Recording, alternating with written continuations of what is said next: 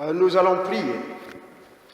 Seigneur notre Dieu, nous demandons ta présence, Dieu Père, Fils, Saint-Esprit, dans notre réunion, pour nous parler, pour nous instruire, pour nous faire comprendre notre vocation de chrétiens, afin que, enfants de Dieu, nous dirigions le monde, nous ne soyons plus esclaves de ce monde. Tu parles à chacun d'entre nous, Seigneur, en particulier à nos jeunes qui sont plongés dans une atmosphère de confusion où il est difficile de donner la bonne orientation sans l'esprit de vérité et de sainteté. Tu nous parles, Seigneur, dans ta grâce, au nom de Jésus. Amen. Alors, je salue encore les jeunes et les parents qui accompagnent ici ce soir. J'ai voulu m'adresser à vous selon ce que Jésus-Christ a déclaré dans l'Évangile selon Luc au chapitre 12, le verset 32 qui dit « Ne crains point, petit troupeau, car votre Père a trouvé bon de vous donner le royaume. »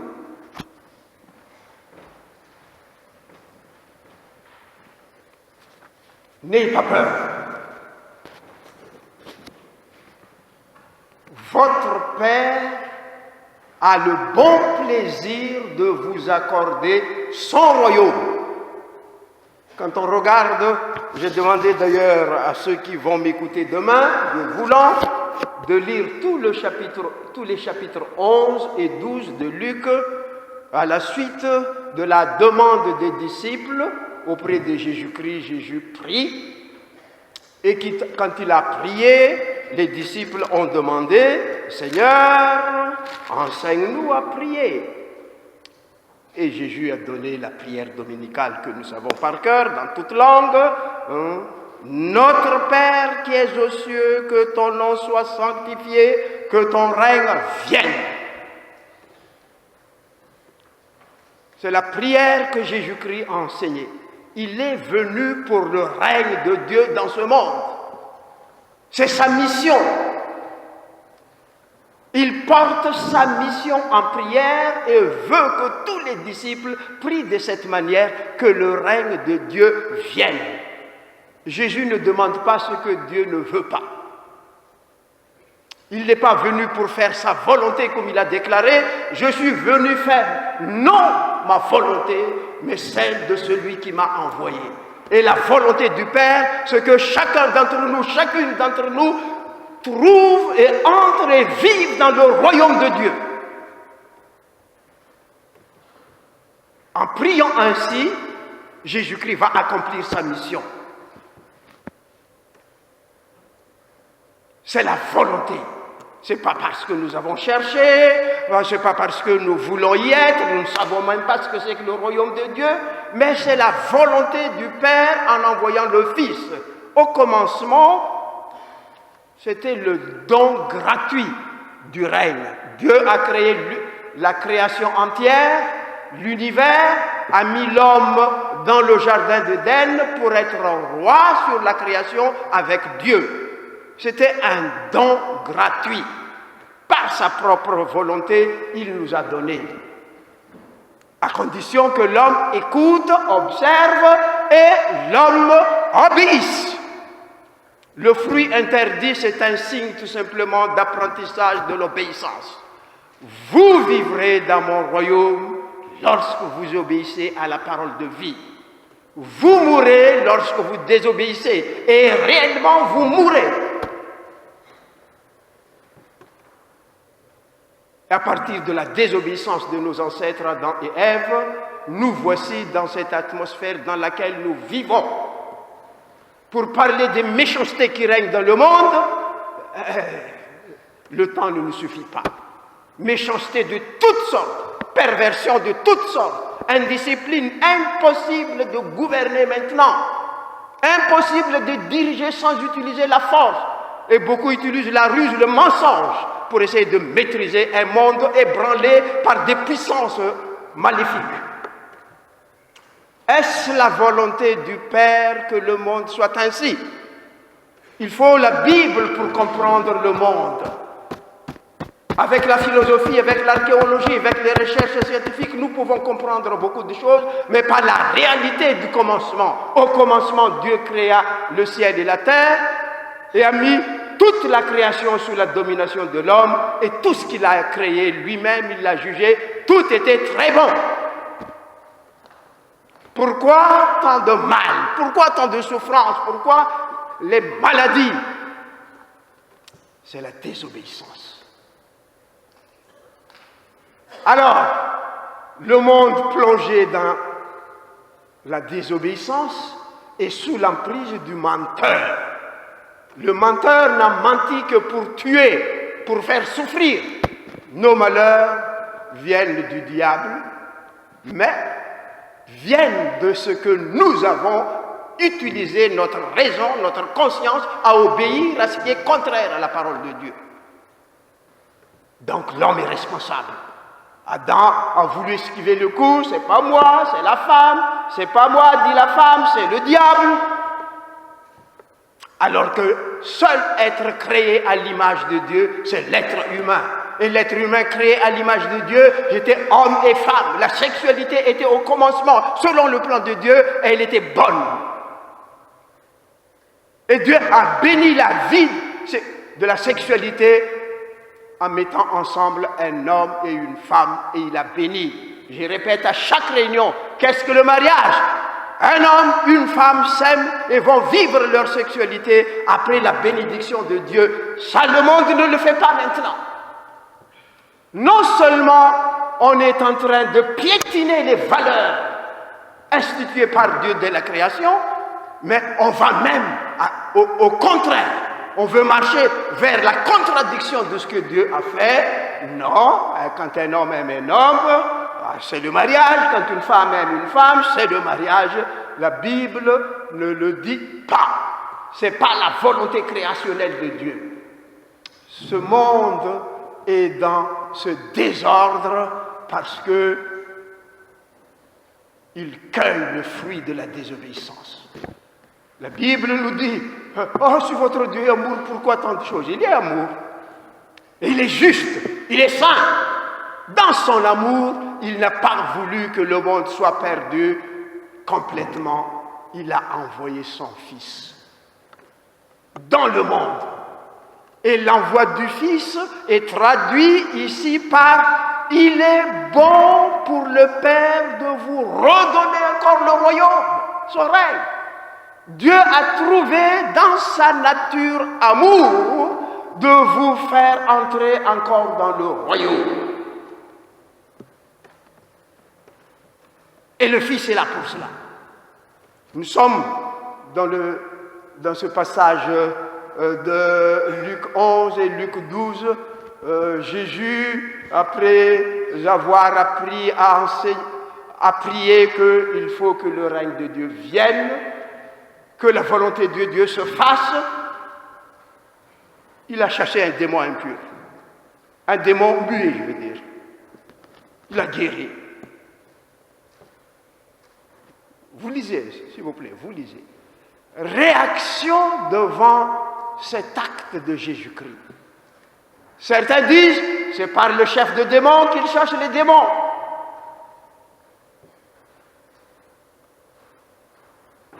Jésus dit non.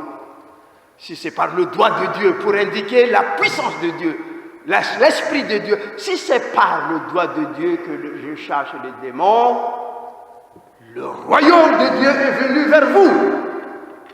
Je suis venu pour vous apporter le règne de Dieu, et celui qui vous a menti et qui vous a plongé dans ces confusions, dans ces incompréhensions, dans toutes sortes de méchancetés, je les mets dehors. Souvent, on essaie de comprendre la guérison des maladies, chasser les démons comme une démonstration de puissance de Dieu, la recherche de miracles. Et on court d'église en église pour chercher des miracles. Des réactions et des réactions. Non, je suis venu pour vous apporter le royaume de Dieu. Et si c'est par cette puissance de Dieu que je mets dehors celui qui vous a menti, le royaume est venu vers vous. Une femme, une maman au milieu de la foule criait « Oh, heureux le sein qui t'a porté et les mamelles que tu as allaitées. Heureuse ta maman. » Réaction d'une maman, réaction d'une femme qui veut que les enfants vraiment parlent et agissent de la manière de cet homme mal compris au milieu de la foule. Je lui dis oui, c'est vrai, mais l'essentiel, madame, c'est de comprendre et de garder la parole. Ensuite, une autre personne parle. C'est un pharisien. Je t'invite chez moi à dîner. Quel a été son but? Et là, Jésus-Christ de dire, malheur à vous, pharisiens, malheur à vous, docteurs de la loi, vous faites ceci, vous faites cela, alors que vous ne pratiquez pas ce que vous dites. C'est dans la pratique qu'on sait que vous êtes dans le royaume de Dieu et que vous parlez selon Dieu. Ah, ça alors. Alors, un autre, vous lisez le texte, me dit, Seigneur, dis à mon frère de partager l'héritage, il a tout pris. Je ne suis pas mandaté pour cette mission, dit Jésus-Christ. La vie d'un homme ne dépend pas de ce qu'il a. J'ai un autre héritage à vous apporter. Jésus n'a pas été compris. On était devant les pensées humaines, les sentiments humains, les sentiments des mamans, mais qui est celui qui est là? Et à 2 reprises dans ce passage, il dit à ses disciples. Là, s'adressant à des foules, s'adressant à des pharisiens, à des docteurs, il a parlé d'une manière, mais d'une autre manière, il s'est adressé à ses disciples qu'il appelle petit troupeau. N'ayez pas peur. Il est de la volonté de mon Père de vous accorder le royaume. Et je suis venu pour ce royaume. Tout ce que je dis, tout ce que je fais, concourt à vous faire comprendre ce que c'est que le règne de Dieu, à vous faire entrer dans ce royaume. La porte est étroite, peu de gens le trouvent, voilà pourquoi petit troupeau.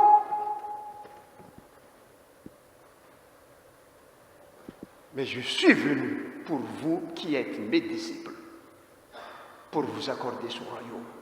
Et si vous avez compris, vendez tous vos biens.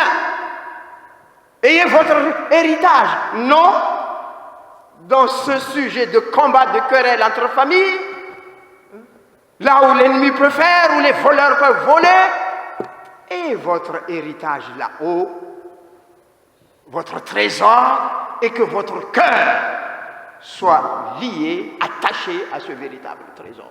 Vendez tout. On comprend mal. Le monde cherche, les païens cherchent, recherchent avec avidité, dorment tard, se réveillent tôt le matin pour chercher de quoi manger, de quoi boire, de quoi se vêtir. Voilà les païens. Mais moi je vous dis, cherchez le royaume de Dieu avant toute chose. Et tous ces besoins qui sont des besoins vitaux, des besoins normaux, vous seront donnés de surcroît. Mais cherchez d'abord le royaume de Dieu, je vous invite à y entrer. Le monde politique, le monde familial, les relations humaines cherchent justement cette paix, cette entente, cette santé, le bien-être dans ce monde. Malgré les recherches, très peu de dépenses de l'État vont vers le bien-être humain, mais on dépense plus vers la destruction. Pourquoi cela? Pourquoi cela? Quand on parle de pays, on utilise des termes édulcorés, des pays émergents, des pays en voie de développement, alors que ce sont des pays qui sombrent. À cause de quoi? À cause du voleur, à cause des mensonges, à cause des jalousies. Et même dans l'Église, on ne s'aime pas.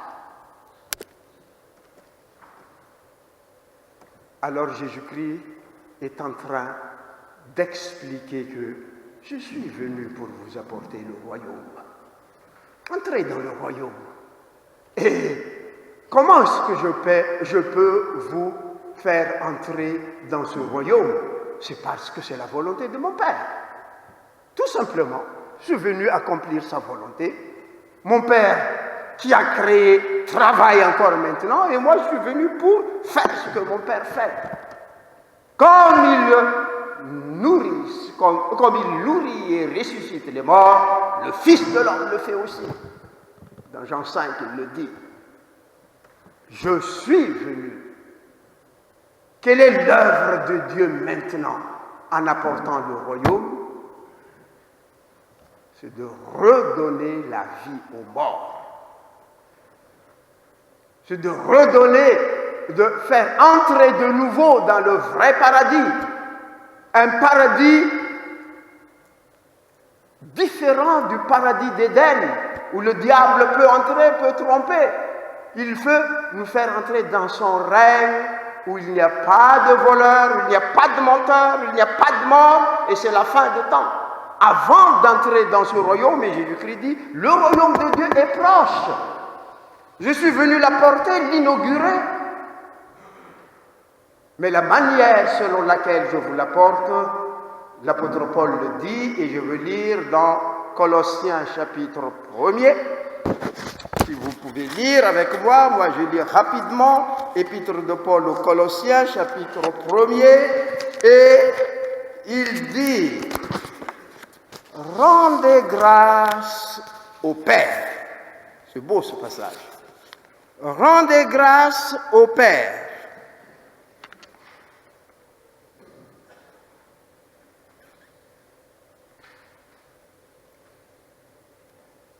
Qui vous a rendu capable d'avoir part à l'héritage des saints dans la lumière, qui nous a délivrés de la puissance des ténèbres et nous a transportés dans le royaume du Fils de son amour, en qui nous avons et la rédemption et la rémission de péchés.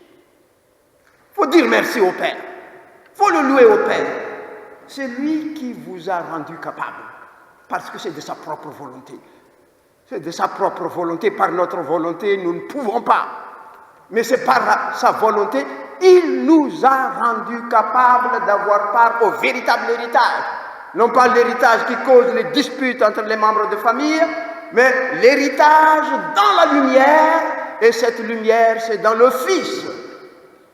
Donc ce sont ceux qui sont dans le royaume du Fils qui entreront dans le royaume du Père. Et comment est-ce qu'il l'a accompli? Il l'a accompli justement par ce ministère très dur, très dur. Il vous a fait sortir des ténèbres pour entrer dans le royaume de son amour, son Fils, en qui nous avons la rédemption, il faut le rachat, la rémission des péchés, le pardon de la désobéissance. Vous avez désobéi, vous récoltez. Vous voulez sortir du fruit de la désobéissance, il faut vous racheter. Et c'est le sang de la croix. Si la première création bonne a été un don gratuit, si la vie dans le royaume d'Adam et d'Ève était un don gratuit maintenant, ce n'est pas gratuit. Vous avez été rachetés à un très grand prix. Un grand prix pour le Père qui a livré son Fils à notre place, à ma place, à vos places. Un grand prix à Jésus-Christ qui a donné sa propre vie. Ce n'est pas d'une manière gratuite. Nous y entrons gratuitement, mais pour le Père, si tu peux, nous pouvons entrer dans le royaume, c'est au prix de la mort de son Fils. Si Dieu a tant aimé le monde qu'il a donné, la véritable traduction, c'est pas donné, mais il a livré. Il a puni à notre place le Fils pour payer la rançon qui nous fait sortir de la désobéissance. Voilà ce qu'il a fait. Donc, si nous croyons dans la confession de foi apostolique, nous croyons au Fils, né de la Vierge Marie, qui a souffert sous les jugements humains, et il a accepté ces jugements faux, mais un témoignage de la méchanceté humaine, méchanceté même du peuple élu, méchanceté des royaumes, des dirigeants, incompréhension de la part de la race humaine. Il a accepté cela. Il a souffert sous Ponce Pilate. Il est mort. Par crucifixion. Ça veut dire on l'a fait souffrir au maximum. Et il est mort. Il est descendu aux enfers. Il est remonté de là. La vie qu'il donne, c'est la vie de la victoire sur la mort, sur les méchancetés humaines. Et dans l'Épître aux Hébreux, chapitre 2, verset 14, parce que Dieu veut sauver la race humaine, le Fils de son amour a pris aussi la chair, l'incarnation, pour faire mourir la puissance de celui qui a la puissance de la mort, Satan. La mort du Christ, c'est le seul remède contre la puissance de Satan.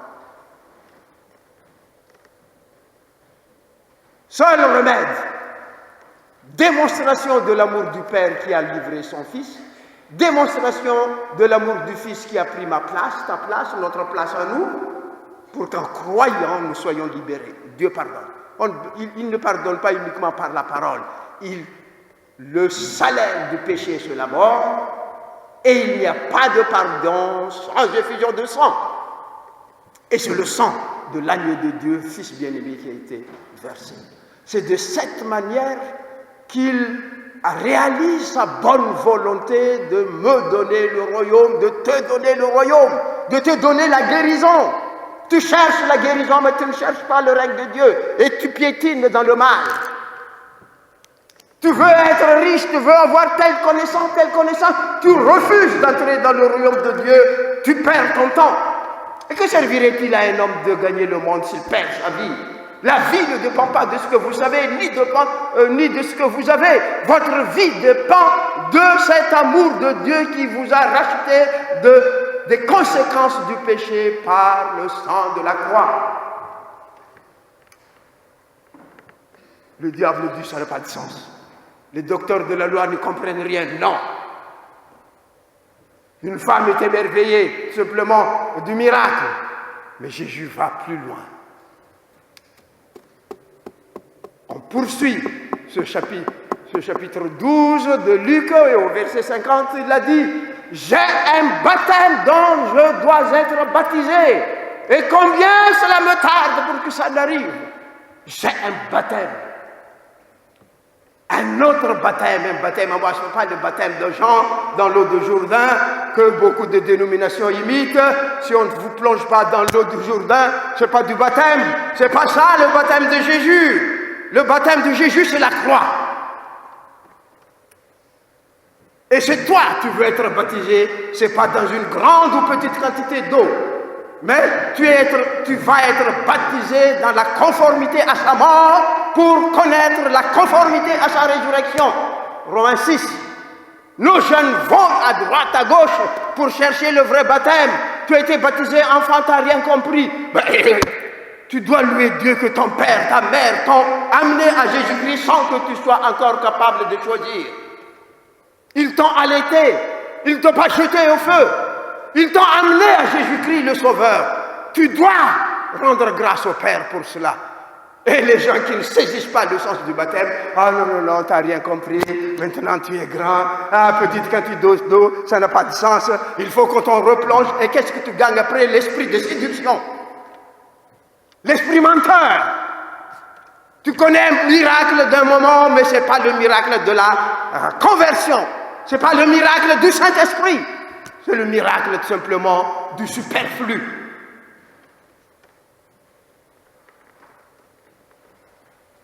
Jésus appelle son baptême la réalisation de cette bonne volonté de me donner le royaume en portant la croix, en reliant sa divinité en devenant homme simple. En mourant, non pas par la conséquence de ses péchés, mais par la conséquence de nos péchés, Dieu l'a fait devenir même péché, dit Paul en écrivant aux Corinthiens. 2 Corinthiens 5, verset 21.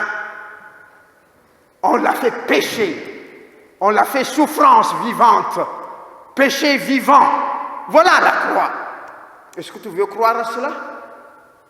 Nous qui courons vers les morts, qui cherchons les bénédictions dans les tombeaux des morts, des ancêtres,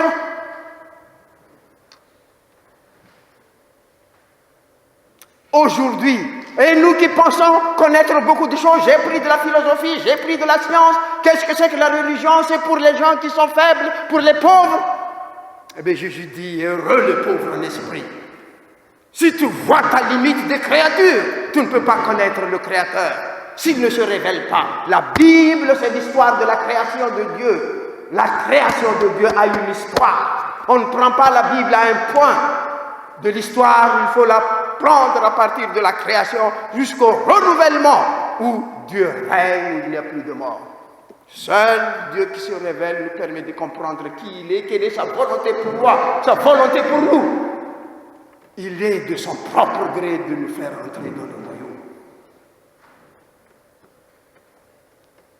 Quand le Père a révélé à Pierre, qui est le Fils de l'homme? Tu es le Christ, Fils du Dieu vivant. Ah, dans ce cas, Jésus-Christ a dit, alors il faut que ce monde me refuse, que les principaux me livrent, que je meure, et le troisième jour, je serai ressuscité d'entre les morts. Et Pierre dit, jamais ça ne t'arrive. Jamais ça ne t'arrive. Et Jésus de répondre, derrière moi, Satan, tu n'as que les pensées humaines, tu ne connais pas les pensées de Dieu. Avec les pensées humaines, nous ne comprenons pas la croix. Avec les pensées humaines, nous ne savons même pas ce que c'est que le royaume de Dieu. Nous savons nos règles de nos ancêtres, règles de nos petites connaissances, de notre science, de notre nation, tout en voyant que tout est fragile.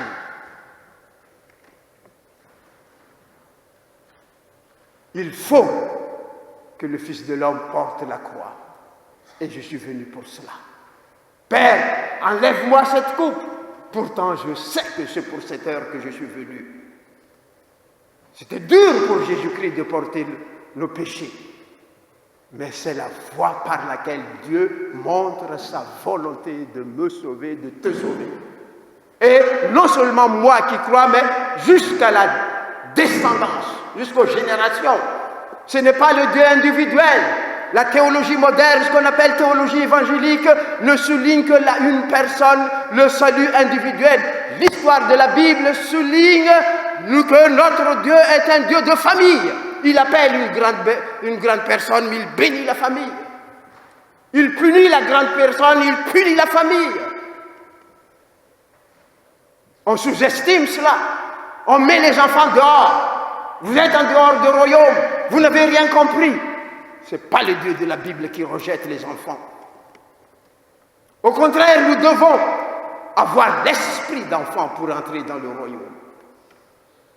Chers jeunes, ne méprisez pas la foi de vos parents par laquelle ils vous ont amené à Jésus. Vous dites merci Seigneur. Si vous étiez né d'une autre confession non chrétienne, ce serait difficile pour vous de connaître le salut en Jésus-Christ. Mais Dieu peut le faire quand même, mais très difficile. Remerciez vos parents qui vous ont amené à Jésus dès votre enfance et qui vous ont élevé selon les Saintes Écritures. Et si vous venez à votre raison à connaître Jésus-Christ, vivez la croix. Il vous appartient de vivre, mourir à vous-même et revivre une vie nouvelle par la puissance du Saint-Esprit. Si nous sommes en conformité avec sa mort, nous devons être en conformité avec sa résurrection également.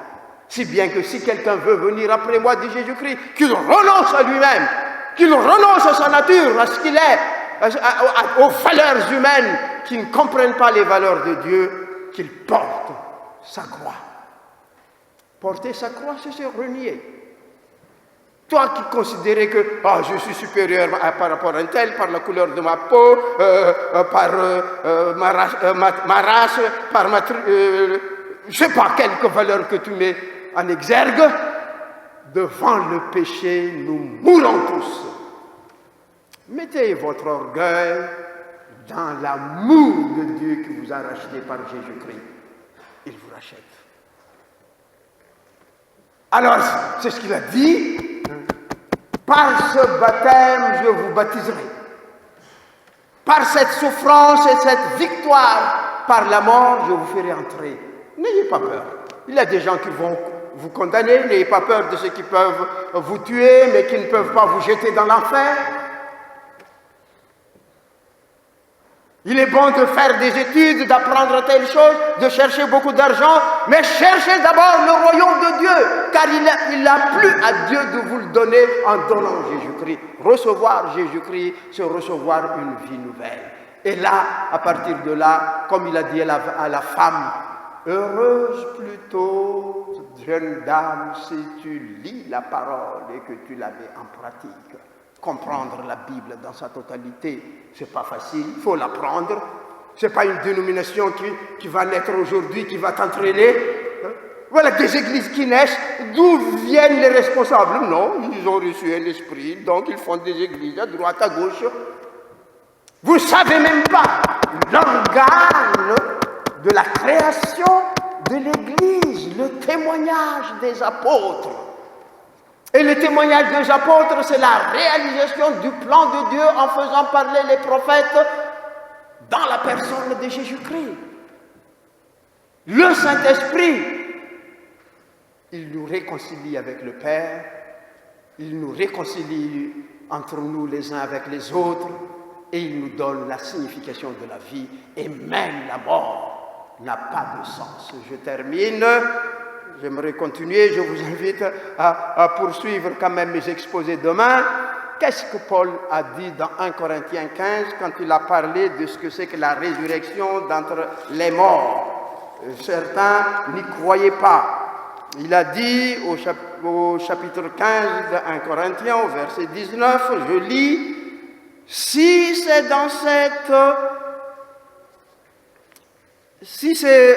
dans cette vie seulement que nous espérons en Christ, nous sommes les plus malheureux de tous les hommes.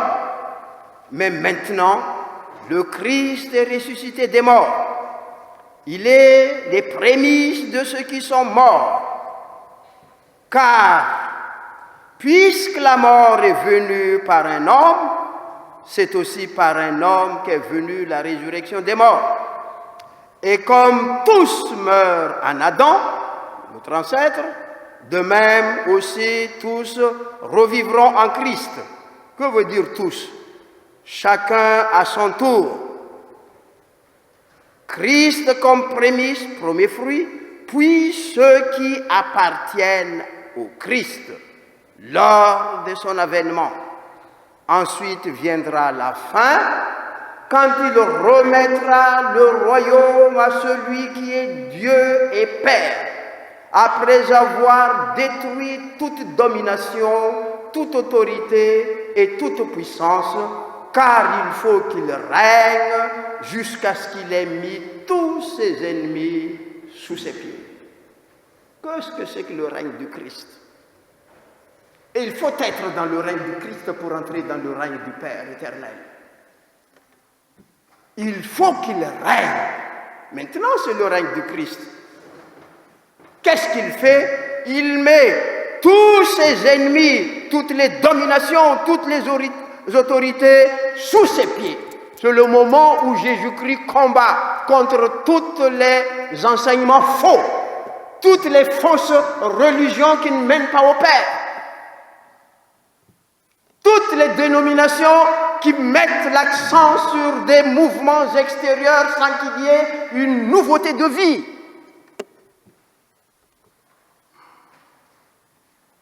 Lorsqu'il aura mis tous ses ennemis sous ses pieds, il donne ceux qui sont entre ses mains au Père. Et c'est ça le règne de Dieu final. Nous marchons vers cela. Donc être à Christ, être dans ce combat. Si vous êtes à moi, si vous croyez en moi, vous faites les œuvres que je fais. Moi, j'ai prié le Père pour faire l'œuvre que j'ai faite ici, pour laquelle je suis venu. J'ai prié le Père. Que ta volonté, Père, soit faite. Que ton règne vienne. Vous également, si vous demandez quelque chose en mon nom, je le ferai. Si vous croyez en moi, votre vie chrétienne consiste à mettre dehors toutes les dominations, toutes les puissances qui s'opposent à la connaissance de Dieu. Et l'apôtre Paul dit dire que nous abattons toute hauteur dressée contre la connaissance de Dieu et nous amenons toute âme captive à la connaissance de Dieu. Oh, Dieu cherche des jeunes qui entraîneront les penseurs, les libres penseurs, comme on dit dans l'histoire de France. Il y avait des libres penseurs. Vous n'êtes pas libres, chers frères et sœurs. Si vous ne suivez pas Jésus-Christ, vous êtes dans les ténèbres. Si vous ne suivez pas Jésus-Christ, vous suivez le conseil de Satan. Il n'y a pas de libre penseur. Ça n'existe pas. Nous sommes entraînés par des forces que nous ignorons. Mais quand Dieu nous ouvre, il dit Jésus-Christ est venu pour vous ouvrir les yeux, pour que vous voyiez le royaume et que vous entriez. C'est sa volonté. Et sa volonté est efficace. Efficace pour ceux qui croient. On cherche des jeunes, on cherche des parents responsables qui vont plonger leurs enfants dans le sang du Christ dès maintenant, mais surtout dans la puissance de la résurrection. On cherche des jeunes qui ne soient pas entraînés par le monde avec ses mauvais modèles, mais qui sont entraîneurs et de gagneurs d'âme pour le royaume. Voilà ce que c'est qu'être chrétien. Vous pouvez l'être là où vous êtes. Vous pouvez l'être dans votre dénomination. Ce n'est pas en allant à droite à gauche que vous trouvez cela. Il se laisse trouver. Je vous le donne. Si vous me cherchez de tout votre cœur, je me laisse trouver par vous. Et je répète encore, qu'est-ce la Bible? C'est l'histoire de la révélation de Dieu aux hommes. S'il se révèle à quelqu'un maintenant, il le fait de la même manière. De la même manière que ce qu'il a fait dans la Bible. On juge un esprit, on juge une dénomination, non pas à cause des vérités qu'on prêche, oui, mais surtout du fruit de ces vérités qu'on prêche. Quel est le fruit de l'évangile dans ma vie? Quel est le fruit du pardon de péché dans notre vie de couple, dans notre vie de famille, dans notre vie d'église? C'est la réconciliation. C'est la réconciliation. C'est par un très grand prix que le royaume nous est donné. Ce n'est pas nous qui avons payé, c'est le Christ à la croix. Je demande à des âmes qui n'ont pas encore accepté Jésus-Christ, des âmes qui se considéraient comme intelligentes, reniant ce que Dieu dit, de réfléchir aujourd'hui. Dieu se révèle.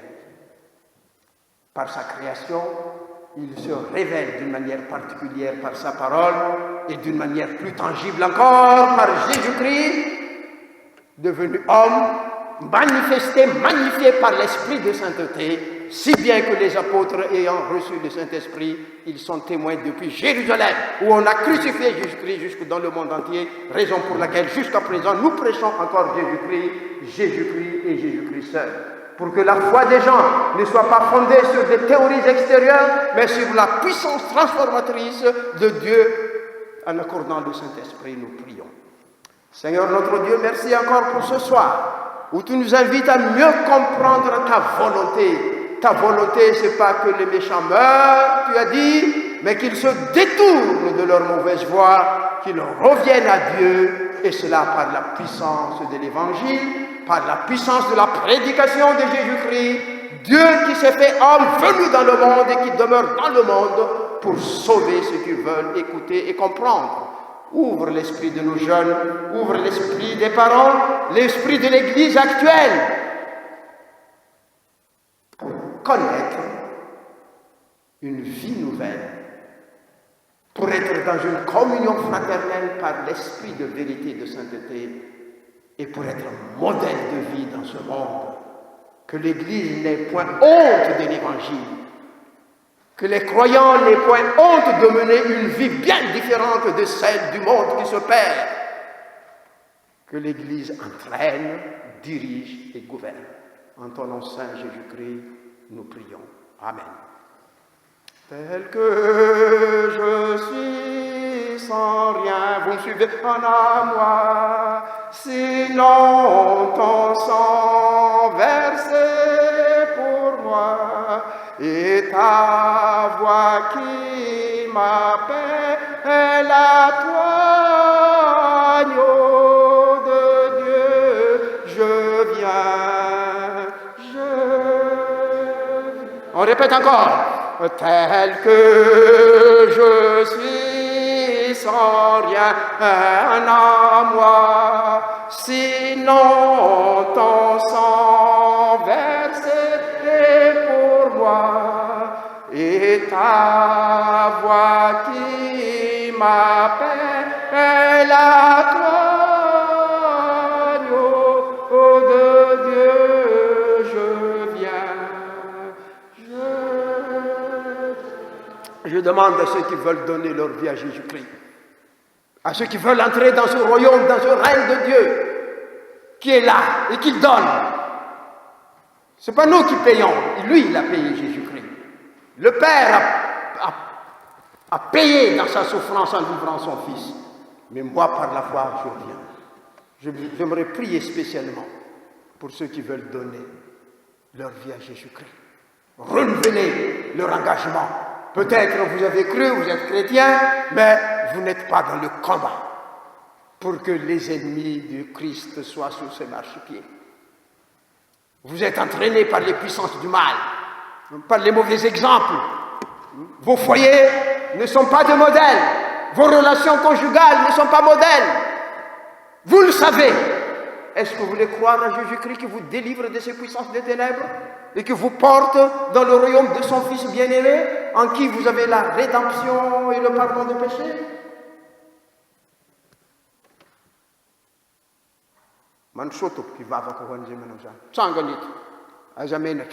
Venez, je vais prier spécialement et l'Église entière va prier. Qu'est-ce que vous chantez? Nos jeunes ne savent pas chanter? Viens au Père qui t'appelle, oh reviens à la maison. Voici l'heure solennelle où Dieu t'offre son pardon. Aujourd'hui, viens à lui. Ma femme, tu chantes avec moi. Pourquoi tarderais-tu? Aujourd'hui, viens à lui, viens, reçois son grand salut.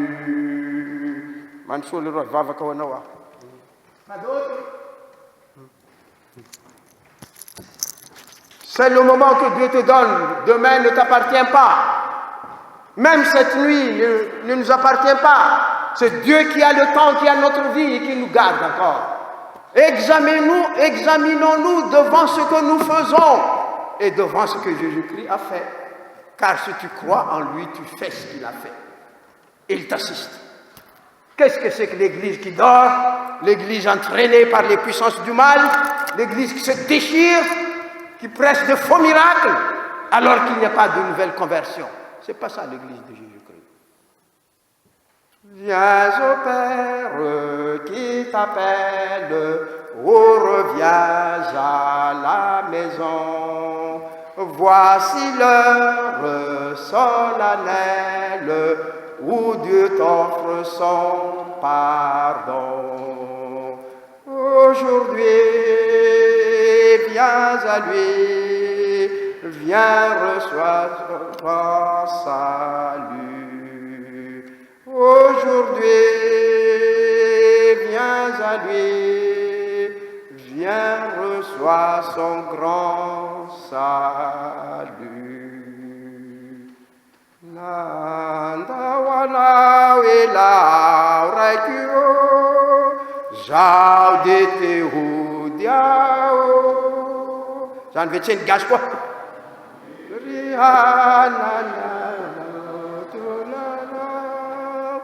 Jaudete udiao, Tetamia ora, Chumalalora, Sunitanako, Tetamia ora, Chumalalora, Sunizanaka. On va prier. Seigneur notre Dieu, nous nous examinons devant toi, devant ta parole, mais essentiellement devant ton amour qui nous est offert à chaque instant, en particulier lorsque nous entendons ton message. Voici tes enfants, Seigneur, devant toi. Ils désirent connaître, entrer et vivre dans le royaume de Dieu. Et tu es venu pour cela, Jésus-Christ. C'est ta volonté. Et que ta volonté soit faite pour chacun, pour chacune, ici présent maintenant.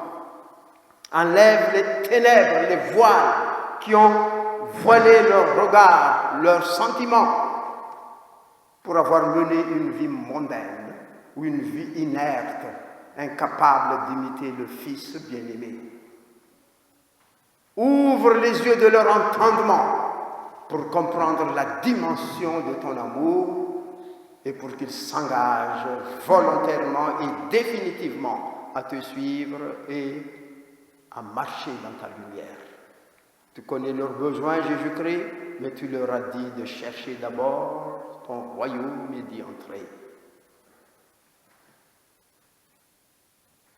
Entre dans leur cœur, dans leur vie, et tout ce qui ne vient pas de toi dans leur vie, tu les mets dehors. Et en ton nom, nous le mettons dehors.